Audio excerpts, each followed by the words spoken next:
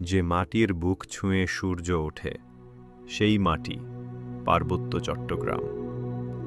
প্রতিটি সকাল যেন নতুন এক জাগরণ। এখানকার নদী পাহাড়ের গল্প বলে শতধারা হয়ে বয়ে চলে।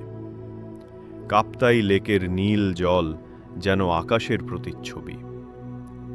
প্রকৃতির সাথে মানুষের এই মেলবন্ধন অদ্ভুত শান্তির।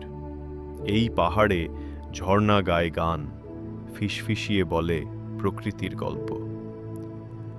বনভূমির এই নিস্তব্ধতা যেন এক সুরের ভেতর লুকানো জাদু। এই সৌন্দর্যের ভেতর বেঁচে আছে পাহাড়ের মানুষ।